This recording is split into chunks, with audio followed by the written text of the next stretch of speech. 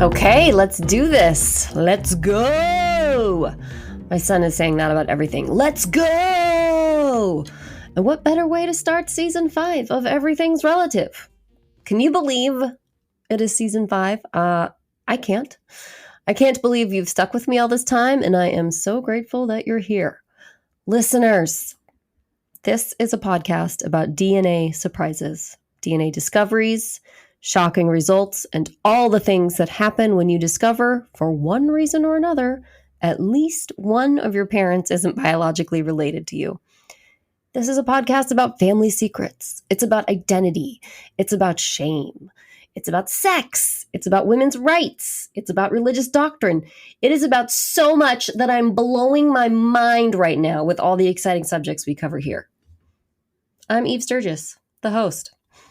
I experienced my own DNA surprise a few years ago, and I was like, what is happening? And then I found out that this kind of thing is barely unique at all. It's happening all the time, especially because of these new mail-in, direct-to-consumer DNA tests. You know them. You love them. Their advertising is obnoxious. They are 23andMe and Ancestry.com. And there's like a bunch of other ones like GEDmatch and Living DNA and Family Tree DNA. Anyway, they're all more or less the same, but there are some differences between them. That's not something we really explore here.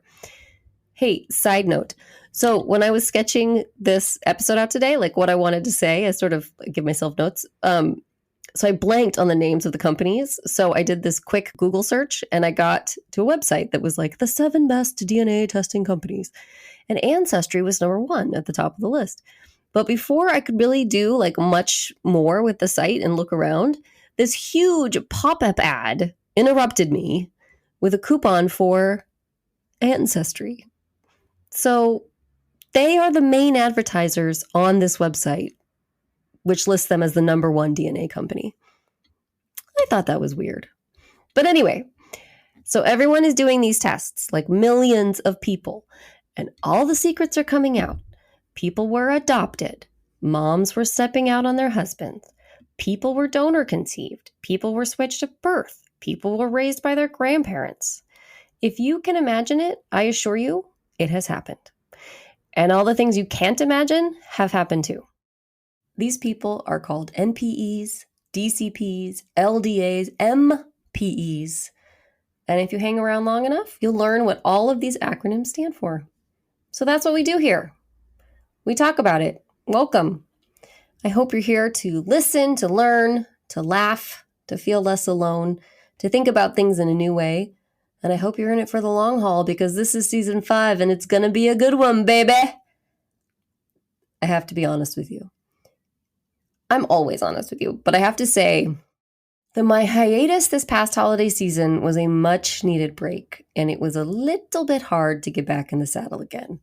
And I started to think about season 5 being my last season. Making a podcast is really hard. So I've been thinking about this for a couple months, and I'm talking it out with my therapist the other day.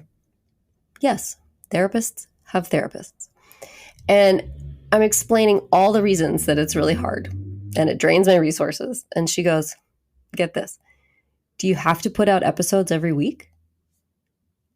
And I'm like, yes, of course. That's what people expect. But then she goes, but do you have to? And then I remembered that here at Everything's Relative, I am my own boss. There is no corporate entity demanding weekly output. I'm not even with a network. I can do whatever I want. Woo! What a relief. So listen, I'm going to try to have a new episode out every week for season 5, but I'm not making any promises. That's all I'm saying. I was reminded that it doesn't have to be all or nothing. Let that be a lesson for all of us in life. That said, I do have some big goals this next year. I hope I can reach them, including more episodes than ever, more book club Zoom parties, and more connection all around. I really hope I get to connect with you, listener, whatever that means. Thank you so much for being here with me. It's always hard to know what kind of episode to start the season with. You know, do I start off with like a really easy story, just like regular MPE? Or do I dive in with a real hook episode? Like I try and get someone famous? our first guest this season isn't famous, but it isn't a regular NPE story either. Nick and I corresponded for a while before I could get him on the air. In fact, he didn't even contact me. His wife did. And so I was imagining this like very, very shy guy, extremely introverted. He just likes to be alone with his sketchbook. And I mention a sketchbook because what his wife was actually emailing me was about Nick's graphic novella. It's like more than a comic book, but it's less than a novel. So graphic novella is what I've come up with. It's called Someone to Watch Over Me. And I don't think anyone in our community won't understand how special it is to have an NPE story in illustrated form. So as soon as his wife emailed me, I ordered it right away. And then I read it and I emailed Nick's wife and demanded an episode with Nick. I didn't really demand, but I did ask. And Nick said he needed to think about it. And I said, okay, you could think about it. But like so many of us, Nick was worried about his story and how it might affect his mom, or more importantly, how it would affect his relationship with his mom. So I gave him some time. I gave him some options, including anonymity, although I did mention that it would be a shame not to share this really cool book with our community. And I didn't see how I could do that without using his name. So anyway, after a few more messages back and forth, Nick agreed to come on. And I braced myself for this very young, skinny, shaggy illustrator kid to like shuffle in with untied sneakers and messy hair. And that's not what Nick is like at all. I couldn't have been more wrong. This guy isn't shaggy. He may be introverted, but he wasn't shy. He teaches writing classes at Cal State Monterey. He has a family and a personality, and we had a wonderful time. And he has an NPE story. It was almost too much for me to handle. I'll just roll the tape now. Let you experience it yourself. So, are we going to talk about your comic book or not? If you want to, yeah. Okay. Like I don't mind. I'm yeah, sure. Yeah. Okay. That is it. That's right. Yeah. I recognize that. Do you remember this? Okay. I do remember that. Cool. And so I can say your name. Yeah. I don't know.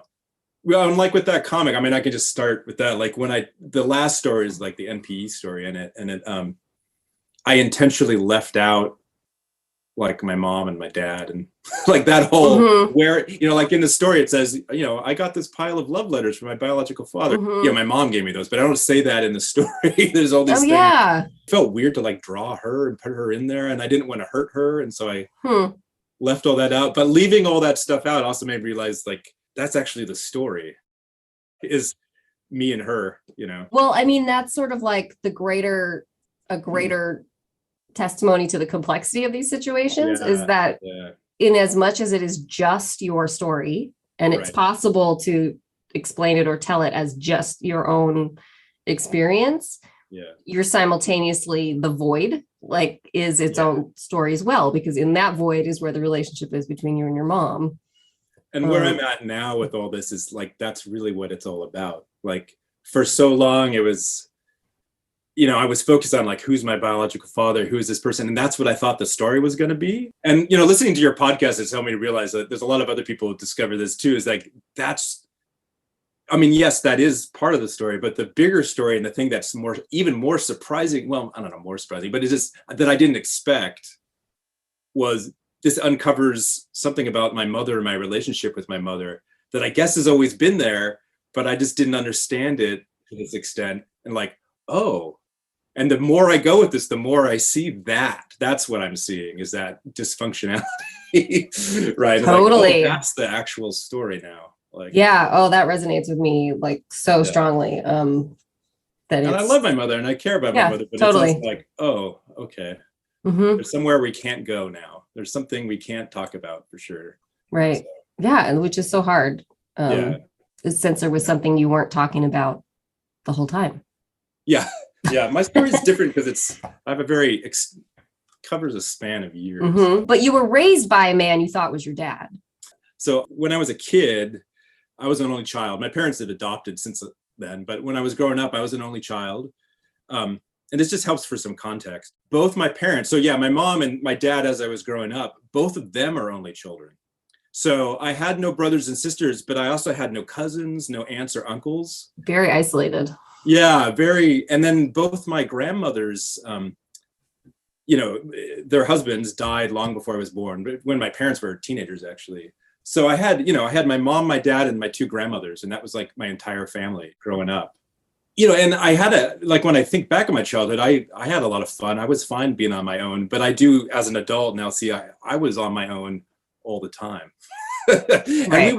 And also the family dynamic. My parents separated when I was 12, but when we were all home together, we were all just in our own rooms doing our own thing, because we were doing the only child thing. Because you just said they were only children too. So now everybody is in this like lifestyle of solitude. Right, exactly. No, that's a good way to put it, lifestyle of solitude. And my dad would have a series of hobbies, like he would build a deck, or he'd be into motorcycles, or he'd be into cameras. My mom just always sewed, that was her thing. And then I would play with my toys, and then I got into writing and drawing and that kind of thing. So yeah, not much family. Mm-hmm. The weird thing I was thinking about too is my mom and my dad had cousins and aunts and uncles, and I still have never met any of them. Oh, wow. Right.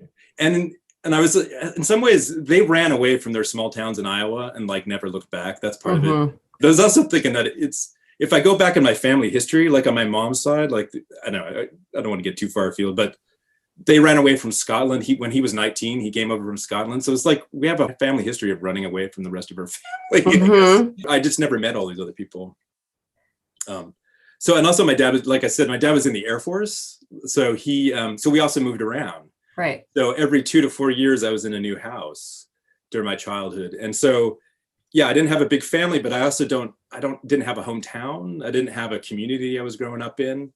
And I wasn't close to my dad at all. So this is the dad I grew up with. Like one time, I must have been 5. We were living in Las Vegas at the time. He was stationed in Turkey for 18 months. So, a year and a half. Wow. And I didn't miss him, when he was gone. And when my parents separated, and there wasn't any joint custody or anything, I just lived with my mom, and that didn't bug me. I didn't miss not seeing my dad. And I had a therapist when she was like, yeah, I don't think you had an emotional bonding with your dad.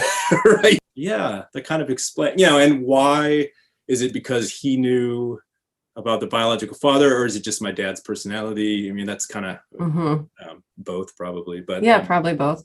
We have a good relationship. I mean, now working relationship, but definitely. So, I mean, again, that just sets up the context of what I was coming out of.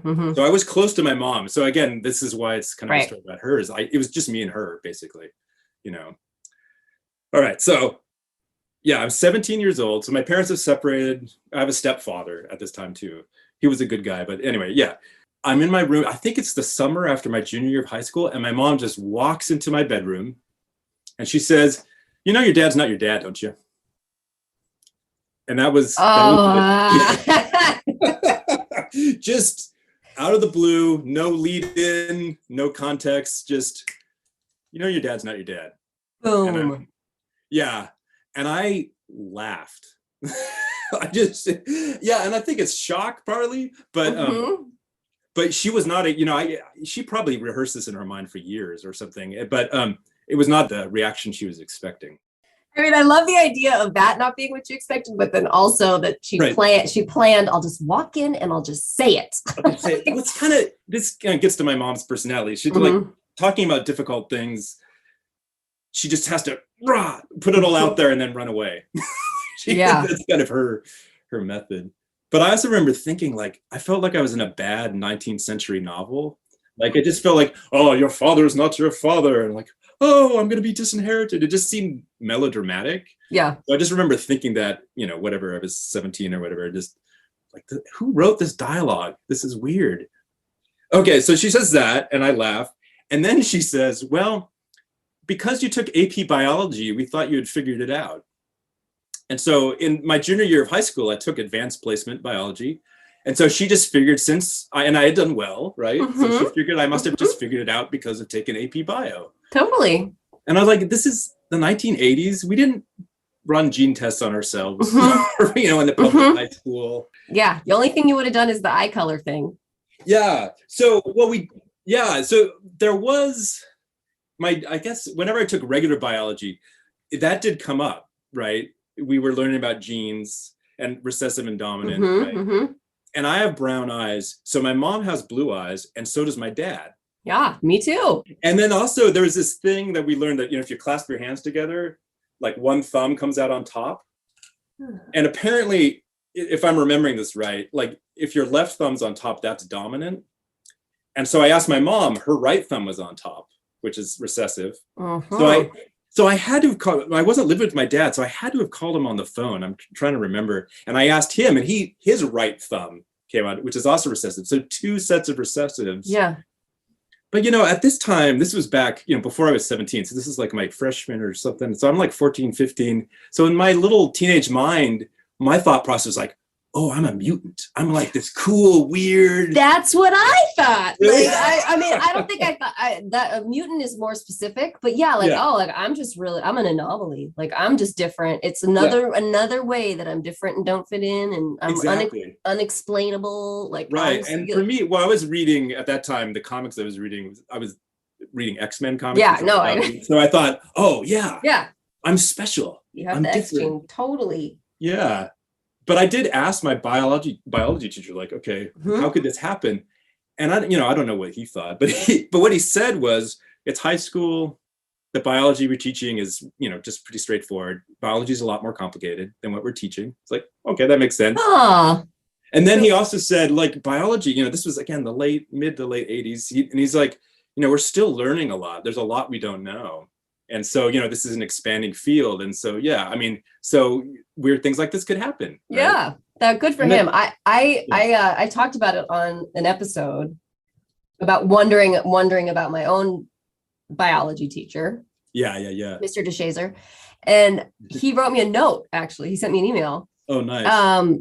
And he like also, I said in the episode something along the lines of like, I'm dying to know if in the like 25 years of teaching, if he was all this time like knowing that all these MPEs were popping up, and he did this. He didn't answer the question. Like he sent me this note that was this very like nice workaround of that. Yeah. Of that issue. Yeah. I don't know about I can't remember this guy's name now. I remember the AP bio teacher's name, but this was regular bio.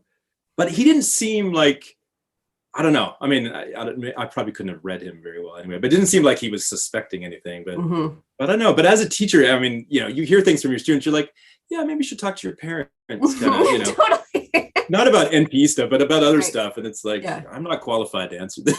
To talk to somebody else. I'm sure all sorts of things come across your desk. So that did happen. So just going back, like to give my mom credit, I mean, that did happen. But again, the idea that I somehow figured it out in AP bio was, so that's all I remember from that conversation, really. I know she must have told me. So I learned about my biology. So I have a biological father. I learned that my dad was stationed in Japan. So she was still married to my dad when all this happened. But he was stationed in Japan in the late 60s, early 70s. And so she met this guy, and they were both she was teaching at a college. She was teaching English. And I don't know if he was a student there, but my biological father was there too. And that's how they met. So I knew that. I knew he was from Florida. She gave me his name, but she said he had this other name and he wasn't sure what it was. And she couldn't tell if it was her, because he had a stepfather and a father. So she didn't know if this other name was the stepfather's name or his real father's name, right? So there's this, and this becomes meaningful later. Question, just to clarify. Sure. She met your birth certificate dad that she was married to in Japan, or she met no, she was already married to him. Already married to him. Yeah. Was in Japan. Right. Met your biological father. Right. Yeah, through this school. Right. No, right. Okay. My dad was, this was during the last days of Vietnam. He was in the Air Force, right? So he was gone. And I don't know if my parents thought they had an open relationship or whatever, but I know my dad had a lot of other relationships. My birth certificate dad. Anyway, that's a whole other story. But yeah, she met my biological father at this school. And I knew his name. I knew he was kind of into poetry or something. Oh, the other thing is she said that he told her that he was part Seminole, so part Native American. Right. So the Seminole are in Florida. So I had this new identity. It's like, maybe I'm part Native American, part Seminole. Yeah. And for the You are an indigenous people. Yeah, for the longest time, like on forums, I would would say race. I would check other, and I did that for a while when I realized, I was never raised in it. Why am I checking that box? But yeah, anyway, so I gave up doing that after a while. But probably throughout my whole 20s, I would check the other box on that. So that's what I knew. And then she said, "Oh, I got a picture of him somewhere. I'll find one for you." And in some ways, that's the way it's always been. It stopped right there. That was like, I'm almost 50, and it's still, that's kind of as far as that went. Do you remember how you felt in your bedroom when that conversation was happening?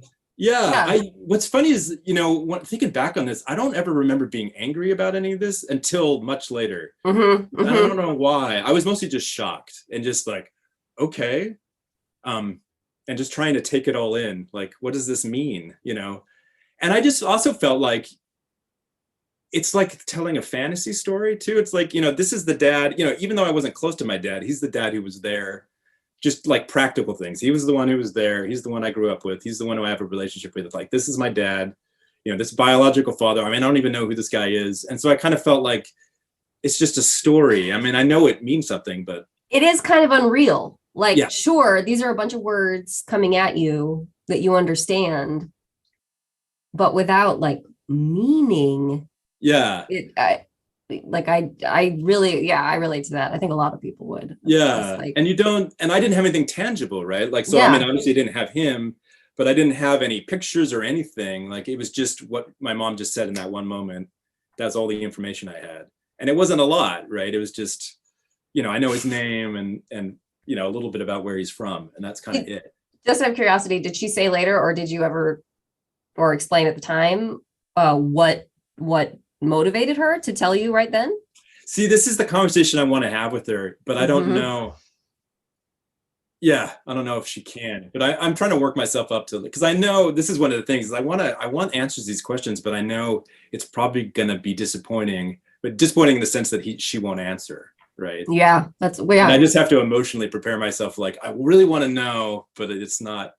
So all the way along here, I've asked her things and then like had to be disappointed again. Right. So it's kind of there's a pattern.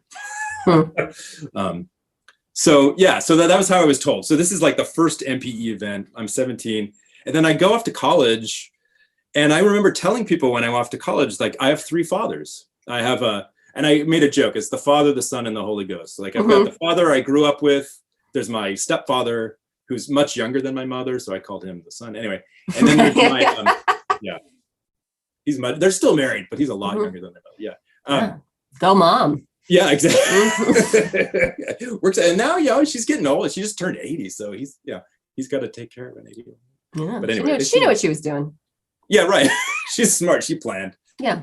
And then and then there was my biological father, and it felt it did feel good. I remember that, just to be honest when I was meeting people, just saying that. And not like I talked about it all the time, but I love the idea of being like, hey, what's up? Where are you from? I got 3 texts. Yeah, I was like, just like, oh, nice, thanks. Yeah. That guy in the dorms, he's kind of weird. He introduces himself. That's all he talks about.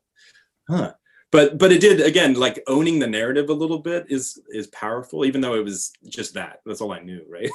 Yeah, but that is so powerful. I mean, people are coming up with data that proves that owning the narrative can be a really healing and empowering experience.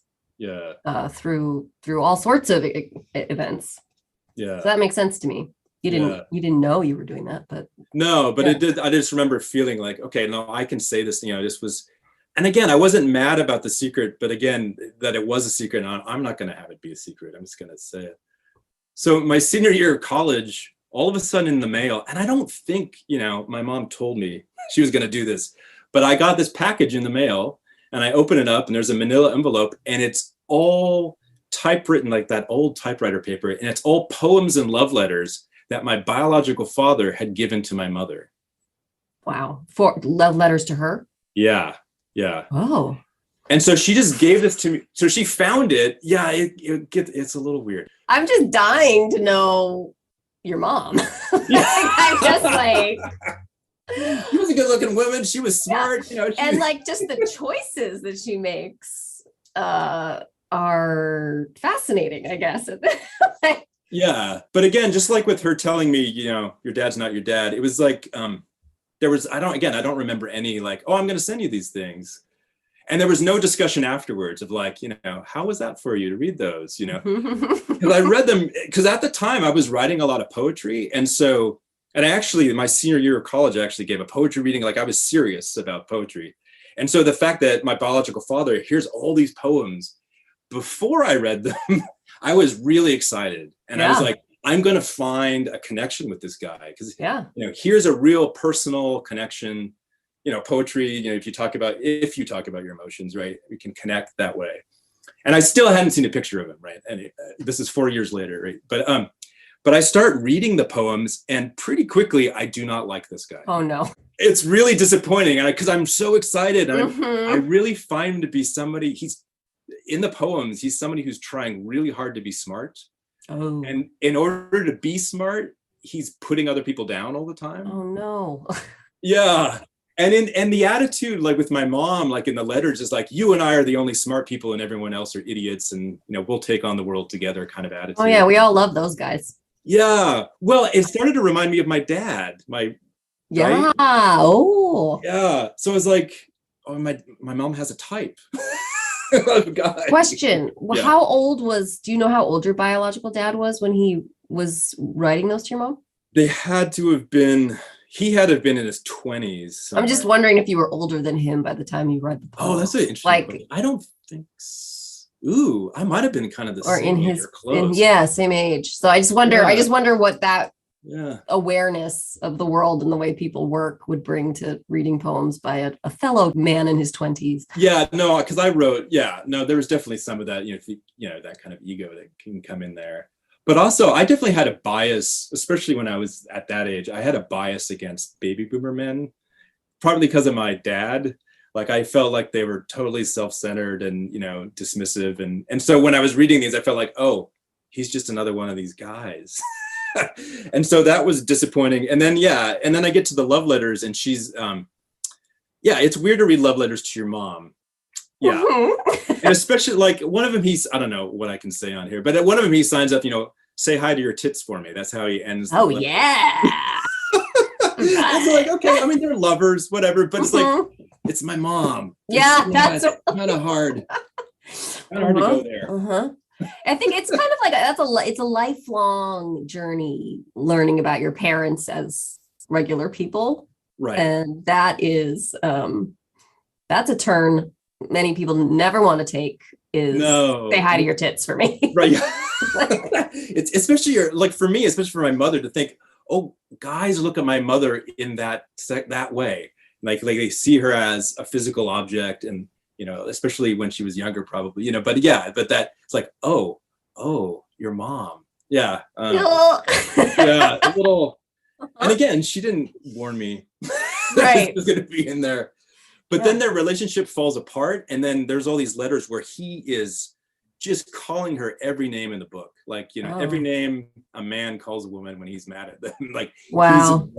And that was really hard to read too. Wow. And made me like him even less. Of course. Yeah. Because he's, calling her all kinds of things. And so, and I don't know. I mean, I don't know what happened in the relationship exactly. I mean, I've heard some things she said, but what ended up happening, she stayed with my dad, my birth certificate dad, and didn't run away with my biological father. So I mean, sure, he felt, I don't know, betrayed or something. But then at the end of this pile of things, there are 2 letters that he wrote later that he wrote once I was born. They were little cards. And so he had kind of resolved that he was in another relationship. So I always assumed that he knew that I existed. And, I reread these things kind of recently, and he obviously didn't know. Like, I don't know what I was thinking when I read this, but one place he says, he mentions me, and he says, I want to meet him. I can teach him how to be a bastard. Right. Which is funny. Like, hilarious. Yeah. But also, very exactly. ironic, See, I right? thought, he knows. That's why he uses the term bastard. Like, in my mind, I convinced myself. But he meant like, it's cool to be like Charles Bukowski. Yeah, right, exactly. like, Yeah. like, That probably is who he we're thought he was. tough. Yeah. Yeah, right. No, that's the right time period. Yeah, but I was thinking, no, he knows illegitimate son. Like, Yeah. no. Yeah. And then the last one, he says, well, he does say in the last one, like, your son needs a father, not a stepfather. So he saw my biological father, saw himself as a stepfather, which means that he didn't know. He didn't know he was Huh. a biological Okay. father. And well, this gets, but at the time, I didn't even register that. I just, for decades, I assumed he knew who I was. And my mom led me on to believe that.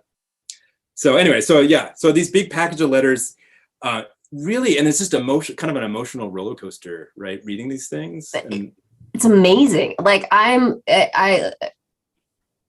the thought of like having a time capsule and to see all these different sides of a person, to get whether she meant this to be or not, like a time capsule of these different like facets of other people that you're a part of is amazing. To think of having documentation of, right, like, so many people would find that like invaluable.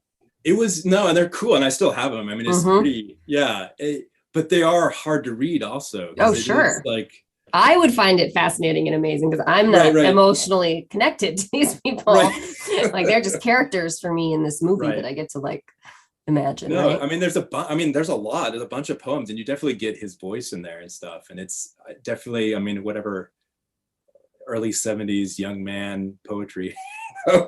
Yeah, and his attitudes about things. It's but at the end of it, like, it made me like, do I really want to meet this guy? Like, I felt like he's going to be another guy like my dad. And at that point, my relationship with my birth certificate dad was, every time I would meet him, he would just say, I'm so sorry for being a bad dad. And all our conversations would be me. Well, I didn't have to do this, but this is what I did do. It was me having to forgive him. And it was just like, but again, it was all about him and his emotions, right? And so at that time, I was like, I don't want another guy in my life where that's going to be our conversation, and I'm going to have to emotionally support him. Right. I kind of feel like with all my parents, it's like I have to deal with their emotions. They don't really deal with my emotions, so I didn't want another person in my life like that. So I felt really mixed.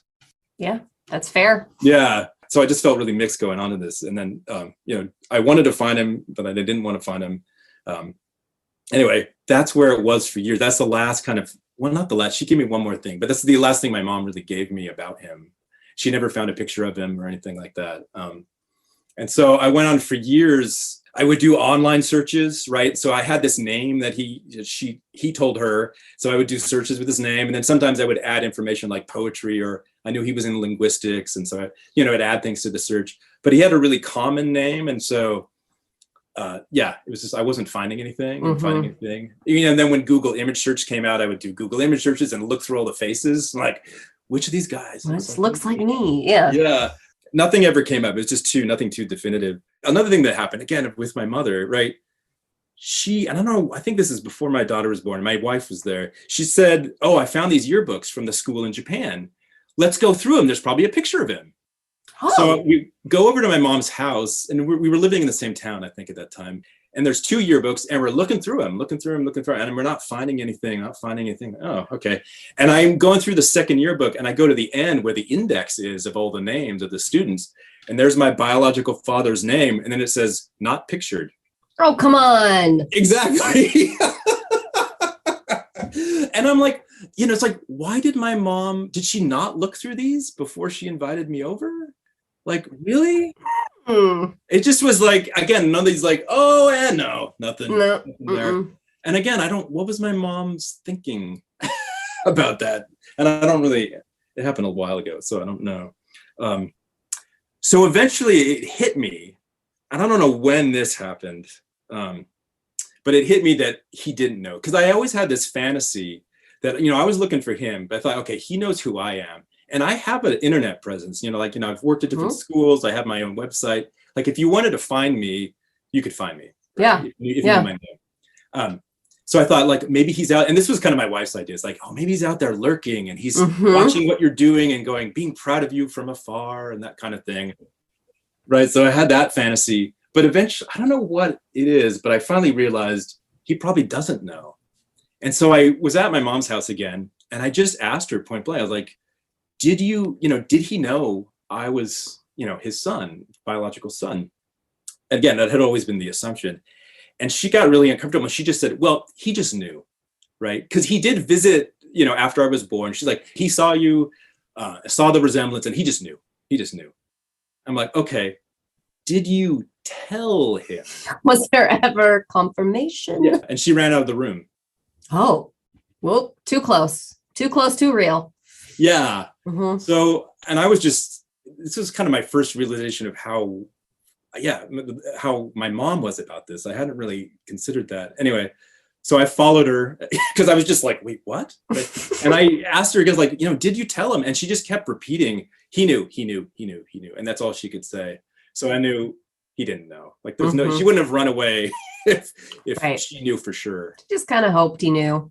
Yeah. That was the story she has been telling herself, I think, or had told herself for years. And I was pushing on that story, and that made her really uncomfortable. So she couldn't deal with that. So that was another kind of deflation. It's like, okay, not only would I have to find this guy, I'm going to have to tell him. Right. And I just feel like it just felt really overwhelming. Like, I didn't know what services, I didn't know how to find him anyway. I didn't know what I could do. And I also didn't how do you tell somebody, hey, and I know people deal with this all the time, but at that time I just had this is before the big, 2018, and there are a lot of other people talking about this. I don't think anybody would know. I mean, it's completely appropriate to not know how one would approach this entirely unexpected, unfathomable, clunky situation. Yeah. And it's with the personalities involved. But I do feel like with your podcast, there's things out there people are actually talking about the subject, right. Not that we all know how to deal with it, but at least people are talking about it. And it's like on the sprinkles of the subject are trying to be out there and grow. Where at the time there was nothing. Yeah. Yeah. So I did Ancestry in 2013, and there was no hits, but I did learn that I was definitely not Native American. I'm just Scottish and Irish. Pretty much that's it. There's a little Viking in there, but that's about it. Yes. Happens to so many. Yeah. So it was like, oh, that was a pickup line. It's like, hey, yeah, Native American, especially in the early 70s. I'm sure that. So no. But then, okay, so in 2018, this is much later. So my daughter's older, in high school, and we're thinking about genetic diseases and that kind of stuff. And my wife had done 23andMe, and with 23andMe, you get kind of more of the data about genetic diseases and that kind of stuff. It's less about genealogy, more kind of about that kind of stuff. And so we wanted to know about that since we didn't know my biological father's side. So my wife bought my daughter and I gene tests, 23andMe tests as a present. And so we both did it. And we knew, I was also hoping maybe something would come up. But we got the results back. So this is July 2018. So again, I'm like, I don't know, what am I in my 40s? Whatever. Anyway, this is much later. So we have my daughter look at her results first, because it's like, I've already done this with Ancestry, and I don't really expect I'm going to find anything. So she's looking through her stuff. She's like, oh, look, I'm a lot Neanderthal. And she's getting into all that kind of stuff because that's who she is, right? But then she's like, wait, it says I have a close relative. I'm like, oh. And he says it doesn't know what it is, maybe a cousin or something. I'm like, huh. I'm like, okay, I'll look at my results. So I go to my results, and I bring it up, and it says I have an aunt. Oh.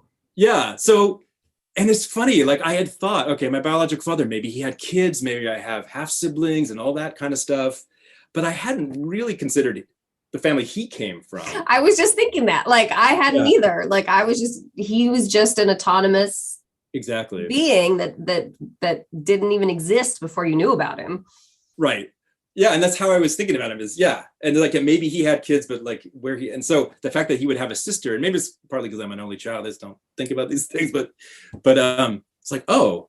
And so this is where it actually gets good in a way, the story, because she's on there, and her contact, it says that you can send her messages. And so I sent her a message, and her story of this is that she was up late at night, because apparently she's a night owl, my aunt, my biological aunt. And she was, this thing came through her email, and she's like, whoa.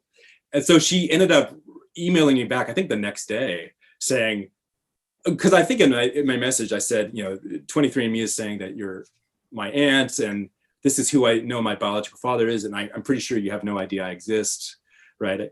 And she's like, no, I had no idea you existed. And, you know, and she's like, I want to talk about this, and I'm willing to answer any question you have about anything. And so we started this email exchange back and forth. Everybody needs an aunt like that. That's so cool. Well, and she's a therapist, right? So she. Oh gosh, we love her. We love this woman. Exactly. Well, she can talk about emotions, right? Like that's not something I can do with my mom. So she's really open and able to talk and talks about stuff really clearly. She's a good communicator. So I got all this family stuff. So yeah, no seminal connection. That was all just him making it up.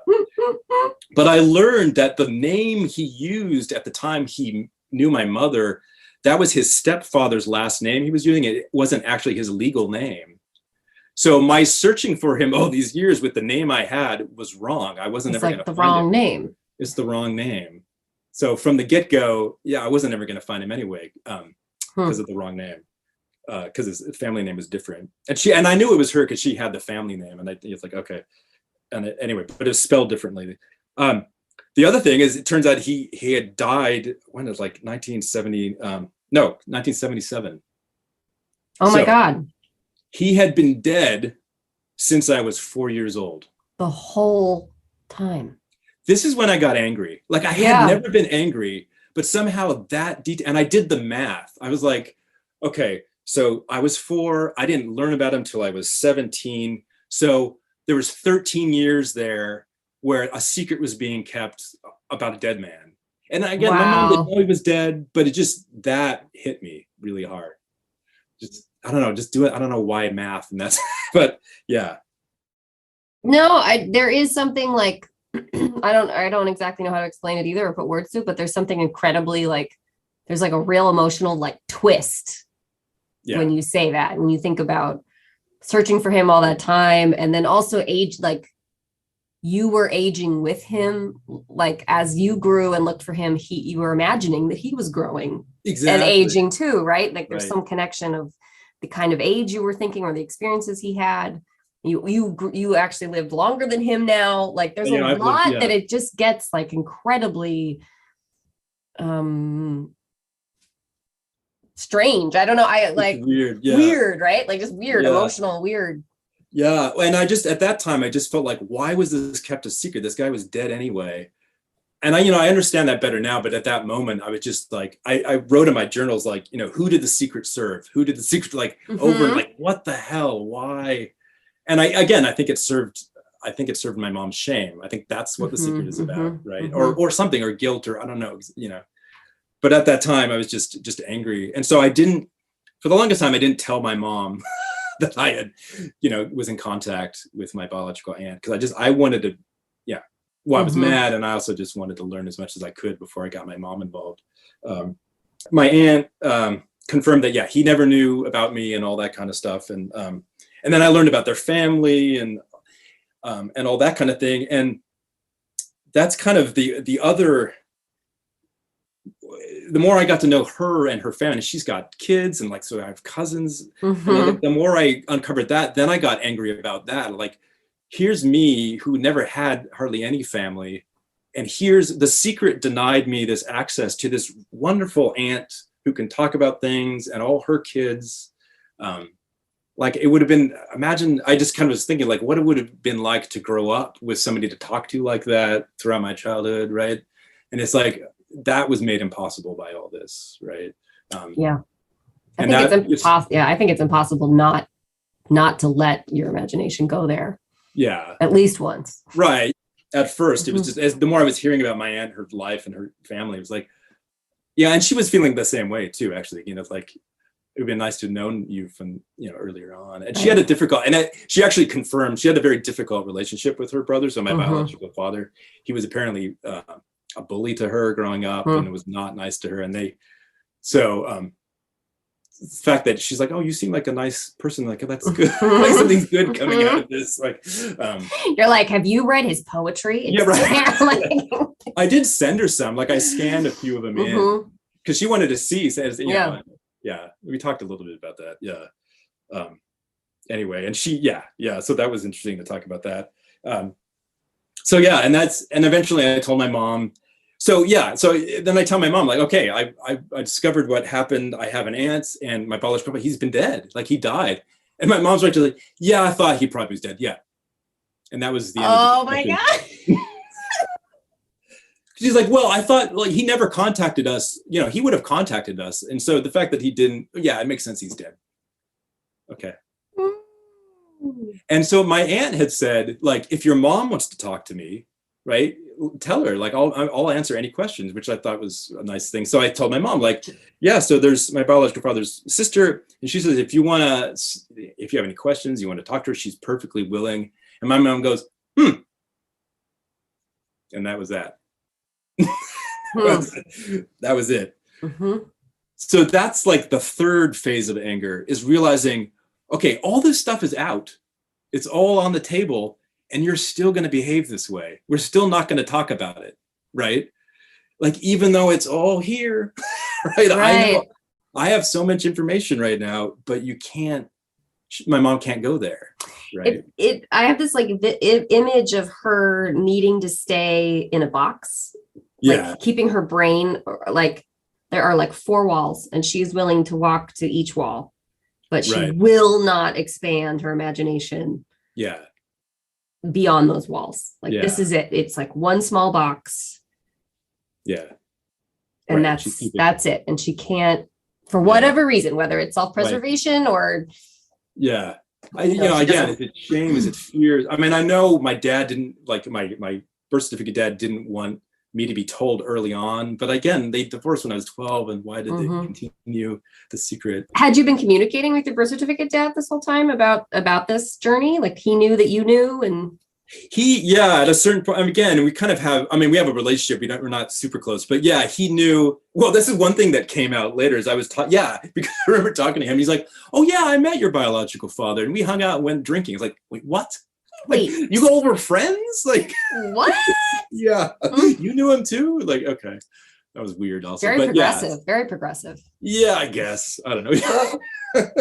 It was a time. Yeah, I could tell you about some of my parents' parties when I was a kid. My dad's much more willing to talk about his emotions about that, or just in general. But yeah, so my mom still, but wouldn't, right? It was just, she didn't want to go there. And I do think also, I think what she's afraid of is my reaction.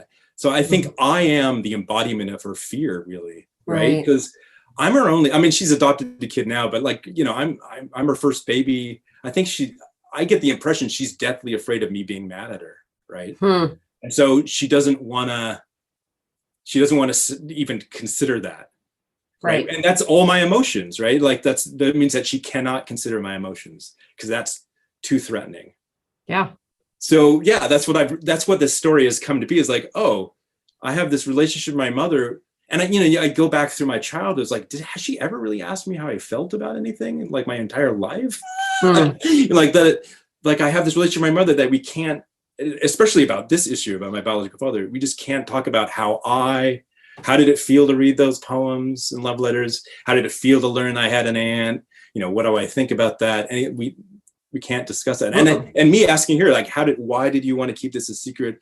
What were you thinking about? How did it feel when I told you about the aunt? Like, she's not going to talk about that either, right? It's all outside the box. It's all outside the box. Yeah. Or on the other side of the wall. Or yeah. And then, but the only thing that she did is that, I don't know, it was a couple months later, after me telling her about finding about the 23andMe and stuff, is my mom gave me this book again. So all of a sudden, here, it's a Salvador Dali book. Okay. With this bright gold cover. And on the inside, it has an inscription from my biological father. It was given to my mom by my biological father, right? And so it's just got a little inscription in it. It's like, oh, here, you should have this. So that's her reaction to me telling her I found out about him and all that he's dead and I have an aunt. And it was weird. My stepfather was there. My stepfather's like, wait, this book's been on our shelf the entire time we've been together. Like, now you're telling all of us this is like, this guy gave it to you? Yeah, what's amazing about your mother, you don't need to explain this to you, but what is amazing is that she does know that these are big deals, that there's like this thread, deep somewhere she knows thread of knowledge that these things are important. that I would want to see them or something. Yeah, or that his handwriting might be powerful, or Yeah. like there's something like she knows but refuses to know. Right. No, she'll give me the book or she'll give me the poems, but then there's no discussion. Yeah. Right. It's like, so yeah, no, so she is thinking of me, right? And she is, and putting herself in this situation to an extent, yeah, but she can only go so far, right? And I remember, and so like what my stepbrother says, like I remember seeing that book on the shelf throughout my childhood. It's a bright gold cover. It kind of sticks out. It's like, that's been here the whole time. Yeah.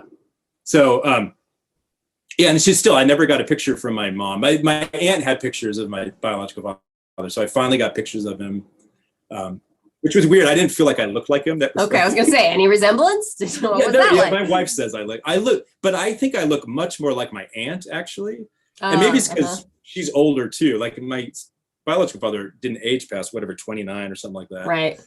When he died. Anyway, and I think I look a lot like their father. So my biological grandfather, which my aunt was very close to. So she's really like, when she saw me, she was like, "Oh, you have the family eyes, right?" Aww. She was like, "I haven't seen a man with these eyes, you know, since my brother died," because their father had died early on too. He was a pilot and he died in a plane accident. But so she's like, "I haven't seen somebody with these eyes since the 70s, right?" So it was really moving for her. Yeah. So for her, like all her family died a long time ago. So like discovering me was like, very emotional for her, but also just she's found it very happy, right? Like there's some connection to this. Yeah, definitely for some sort of you're like I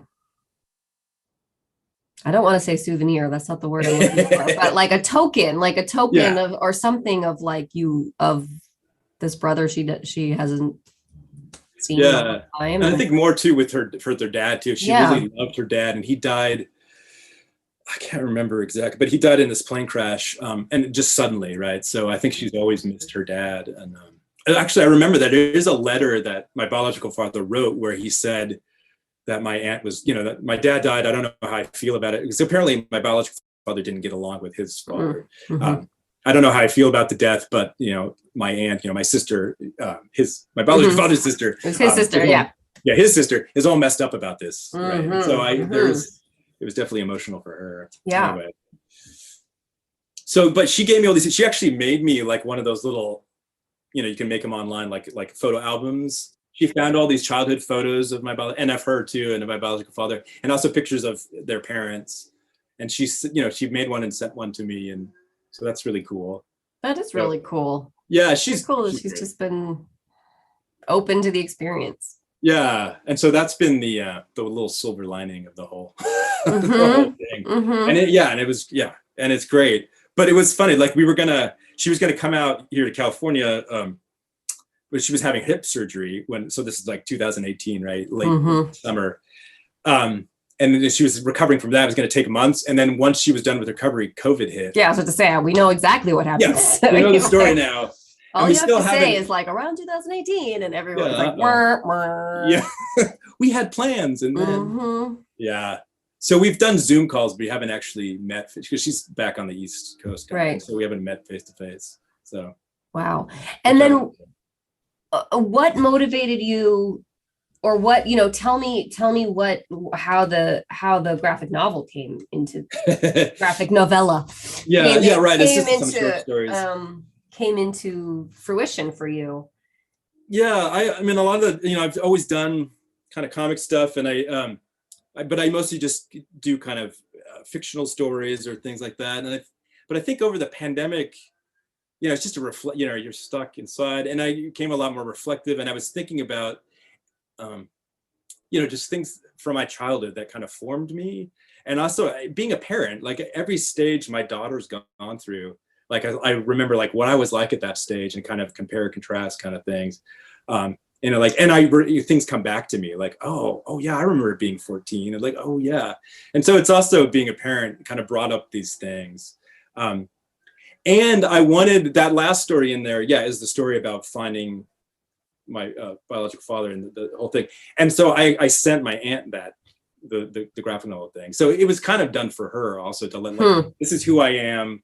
Like, here's the story from my perspective.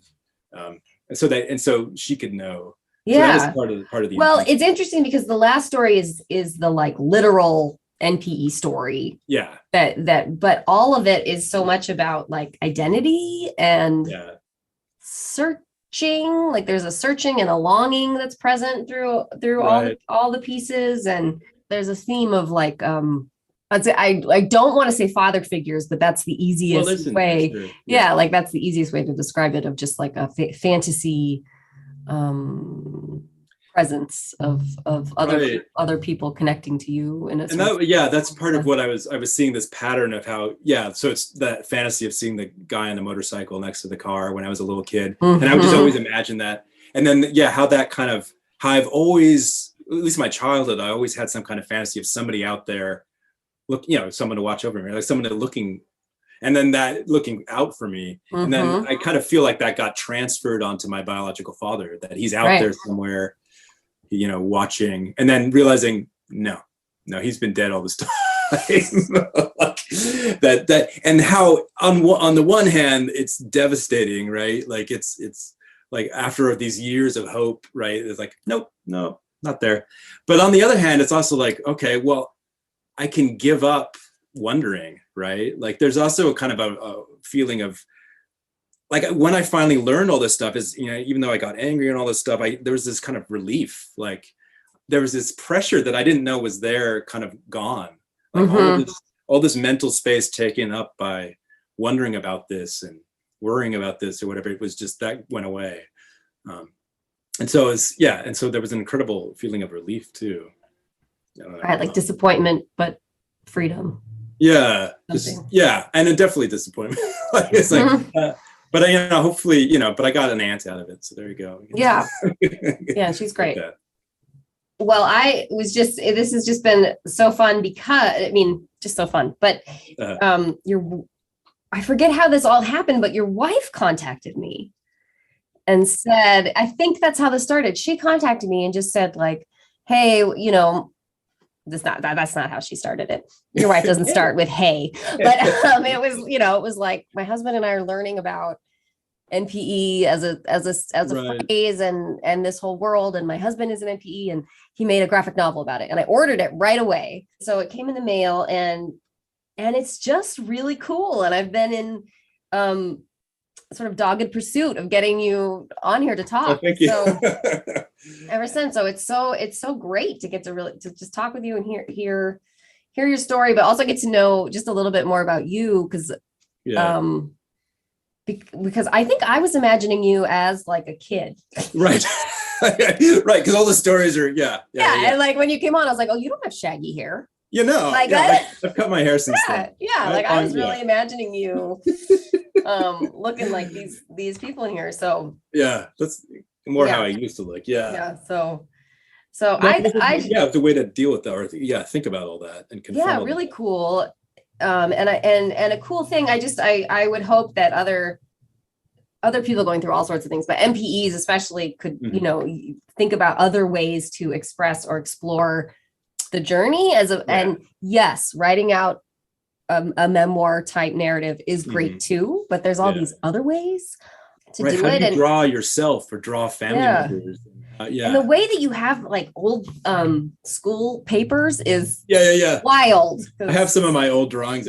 Old comics, and it's just and your handwriting. It's just really cool. Good, and I really love having it in the like my NPE library. It's just so great to have some diversity of medium. So I just love it. So it's so great to hear your story and get to talk with you and find out that you're in California. In Monterey. I've been to Monterey, man. What, really? Have you been to the aquarium? Totally, yeah. I have been to the aquarium, but not in probably over 30 years. Yeah. So I know it's been really nice. I know it's really great. My grandparents lived in Salinas. Oh yeah, okay, not too far. Yeah. So but they would say Monterey. So well, it's the beach. Like if you're going to the beach from Salinas, you'd end up in Monterey. So Well, that's where Steinbeck's from, Salinas. Oh, yeah. Because they have the museum there and stuff. Of course, I'm going to have Nick's graphic novella up on the website. Go to my website, everythingsrelativepodcast.com, and there's a section that says read Eve's books or find Eve's books or, go to the books, something, and go there, and that will get you to a spreadsheet that includes all the books that I have featured on the podcast over the past few years. So, of course, I will be adding Nick's. His graphic novel is called Someone to Watch Over Me. It is a wonderful little piece to add to your MPE library, if you ask me. And I thought it would be so wonderful if we could support him as a community. So go on over there, get it. Nothing goes to me. I just have a spreadsheet up. It all goes to Nick. But I just thought it would be important to support him and include him in this growing genre. So one thing that's different in season 5, and it was this way for last season too, but I feel like I want to talk about it again anyway, is that I no longer can produce these episodes in chronological order week by week. So I liked when I could give you small updates about what was happening like in my personal life and in the news and, what was sort of just happening all around. I liked giving our DNA discoveries like some context in the larger world. And it made me feel a little more authentically connected to you when I share about my own life. But the only way that this podcast can happen anymore is if I do what's called batching episodes. And that means that I make a whole bunch at the same time and then I release them slowly. And is any of these details interesting to you? Probably not. I don't know, but I'm telling you now because the day that this season 5 launches, if you're listening on the day it drops, the day today is March 3rd, 2023. Except in real life, right now, for me in my basement, it's December 12th, 2022. Whoa. And I'm excited what's going on. Our family of 5, we are currently working our way through not only the stomach flu, but also that winter congestion, really bad cold that is sweeping America. It's not RSV, but we've certainly got our eye on everybody's breathing. So Dallas, age 7, he's asleep upstairs on the couch. Husband Kalen is upstairs in bed. Daughter Lily, also in bed. And Margot is done with the stomach flu. So I sent her to school today because I know that by tomorrow, she'll probably have Dallas's runny nose. So that's what's going on. I wonder what it will be like March 3rd. Touch base with me. But as of today, in December, I am the last person standing. I have chicken soup on the stove. There are probably 300 things I could or should be doing for the holidays or my private practice business or just like managing regular life. But I have to say that I am so thrilled to be sitting here right now, recording this episode, gearing up for another season. And as much as I say it's hard, as much as I complain about the nuts and the bolts, and as much as I emphasize the drain on my resources, this podcast brings me connection to a world that I would otherwise feel so isolated from. And talking with you brings me a joy and a fulfillment more than anything else in my life, especially since my DNA discovery. All that other stuff wears me out. But the meat of this podcast, the actual conversations that we are having, the relationships that we're forming, and the way that I feel when I laugh or cry with you, that's what keeps it going. So thank you for being here. Season 5 is going to run for at least 20 episodes, so I hope you'll be back for the next one. Thank you so much for listening. I'm Eve Sturgis, and this is Everything's Relative. All those nuts and bolts I mentioned earlier, there are lots of ways you can help to keep this train running. Just follow along on social media at Everything's Relative Podcast. Subscribe on Patreon for a few bucks a month, or go to my website, everythingsrelativepodcast.com, and grab a t-shirt or a pin or a journal. And please know that I appreciate you no matter what the support you offer me looks like. Okay, this was a long one. I'll stop talking now. Thanks. Bye-bye. Everything's Relative with Eve Sturgis is produced by Eve Sturgis and Kaylin Egan and edited by Joy Rumel. Logo designed by Ivy McNally, and music is used with permission from Goodbye the Band. Eve is a licensed psychotherapist, but her podcast episodes are not therapy sessions.